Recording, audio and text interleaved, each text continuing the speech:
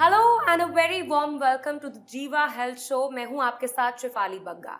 आज हम बात करेंगे सोरायसिस के बारे में। फ्रेंड्स, लोग कहते हैं कि सोरायसिस एक ऐसी बीमारी है जिसका कहीं पे कोई इलाज नहीं। क्या वाकई? क्या सचमुच लोग सही कहते हैं, या फिर इस बात को आयुर्वेद की कसौटी पे परखा जाना चाहिए? जी हाँ, आयुर्वेद में सोरायसिस का कोई निदान है या नहीं, इस मुद्दे पर बात करने के लिए हमारे बीच मौजूद हैं एक ऐसे जाने माने डॉक्टर जो भारत ही नहीं पूरी दुनिया में आयुर्वेद की अहमियत, उसका रेलेवेंस और उसकी साइंटिफिक ट्रीटमेंट का प्रचार प्रसार कर रहे हैं। आपका अभियान है कि ऑथेंटिक आयुर्वेद, सही और साइंटिफिक आयुर्वेद पहुंचे घर घर, जिससे नेचुरल हेल्थ हो घर घर। जी हाँ, वो हस्ती हैं डॉक्टर प्रताप चौहान। बहुत बहुत वेलकम आपका। थैंक यू जी, नमस्कार। तो डॉक्टर चौहान हमारे बीच हैं और आज हम डिस्कस करेंगे सोरायसिस जैसी गंभीर बीमारी के बारे में। इस सब्जेक्ट से रिलेटेड आपका कोई भी सवाल हो तो प्लीज कॉन्टैक्ट नाउ। आप वीडियो कॉल के जरिए भी अपने सवाल का समाधान पा सकते हैं। जीवा क्लिनिक के डॉक्टर्स की पूरी टीम आपके साथ रहेगी और आपको ऑथेंटिक और पर्सनलाइज्ड आयुर्वेदिक ट्रीटमेंट मिलेगी, क्योंकि पर्सनलाइज्ड नहीं तो आयुर्वेद नहीं। वीडियो कंसल्टेंसी आप बुक कर सकते हैं। जीवा सेहत का नंबर आपकी टेलीविजन स्क्रीन पर है। सेहत का नंबर है 012940404004। डॉक्टर, आपसे पहला सवाल मैं ये लूंगी कि सोरायसिस के क्या कारण होते हैं, क्या वजह रहती है कि लोगों को ये बीमारी होती है? आप प्लीज बताइए। जी देखिए, जैसा आपने कहा, बहुत गंभीर रोग है और सोरायसिस से पूरी दुनिया में बहुत सारे लोग पीड़ित हैं। इलाज कुछ है नहीं। मॉडर्न मेडिसिन की दृष्टि से देखें तो जैसे कारण की बात आप कर रहे हैं तो कारण भी नहीं मालूम। जनरली ये कह दिया जाता है कि एक ऑटो इम्यून डिजीज़ है, यानी कि आपका जो इम्यून सिस्टम है वो आपके स्किन को अटैक कर रहा है।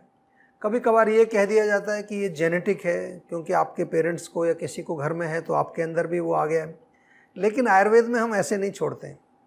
आयुर्वेद में हम रोग की गहराई तक जाते हैं। सबसे पहले हम ये देखते हैं कि आपके शरीर में कौन सा दोष प्रकोपित है, कौन से दोष बढ़े हुए हैं। और आयुर्वेद में 18 प्रकार के स्किन डिजीजेज, जिनको कुष्ठ रोग लिखा है, 18 टाइप के कुष्ठ रोग लिखे हैं। उनमें से एक रोग है जिसका नाम मैं आपको यहाँ शेयर कर रहा हूँ। उसका नाम लिखा है संस्कृत हिंदी में किटिब करके लिखा है, which is very similar to psoriasis. कुष्ठ रोगों में या त्वचा के रोगों में या किटिब या सोरायसिस का कारण, सबसे इम्पॉर्टेंट कारण जो है उसमें लिखा है कि विरुद्ध आहार, इनकॉम्पेटिबल फूड्स। तो this is a very dangerous thing. Skin disease आपको आने वाली है। एसिडिक फूड हम बहुत ज़्यादा खाते हैं, मिर्ची, मसाला, तीखा, चटनी, चाय, कॉफ़ी, भारत में तो बहुत चलता है। साइकोलॉजिकल स्ट्रेस या इमोशनल स्ट्रेस भी बहुत बड़ा कारण बनता है इसका। रॉन्ग लाइफस्टाइल, उसकी तो बात हम करते ही रहते हैं। आजकल लाइफस्टाइल तो लोगों का रहा ही नहीं।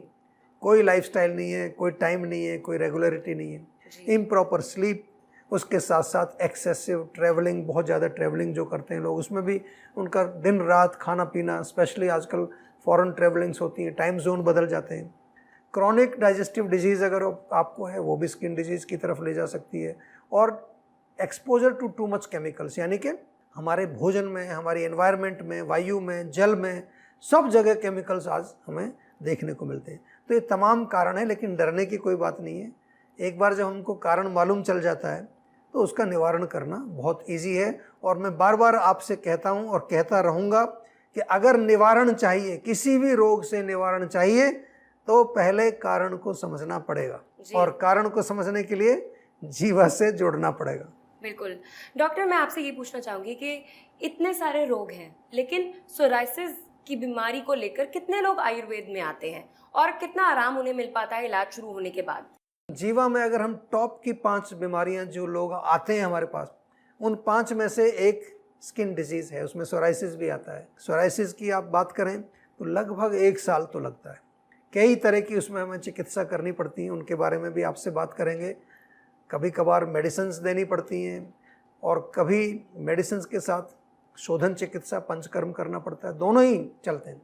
कई लोग जो है पंचकर्म के लिए नहीं आ सकते तो वहाँ मेडिसिन से शुरू करते हैं, और जो लोग आ सकते हैं तो उनको हम ये प्रेफरेंस देते हैं और हम लोग भी प्रेफर करते हैं कि आप पहले पंचकर्म कराएं, क्योंकि इतना डीपर लेवल पर आपके शरीर के अंदर जो है इम्बैलेंस हो चुका है कि उसको पहले साफ करना बहुत ज़रूरी है। साइंस एक ऐसी चीज है दोस्तों जिसपे असंभव शब्द ही नहीं है, और आयुर्वेद भी साइंस है जिसमें भी असंभव शब्द नहीं है। फिर चाहे वो बीमारी सोरायसिस हो या कोई और, आयुर्वेद साइंस की जानकारियां जारी रहेंगी। साथ ही हम जुड़ेंगे एक वीडियो कॉलर से जिनको उनके सवाल के जवाब जरूर मिलेंगे। So don't go anywhere, we will be right back after a short break.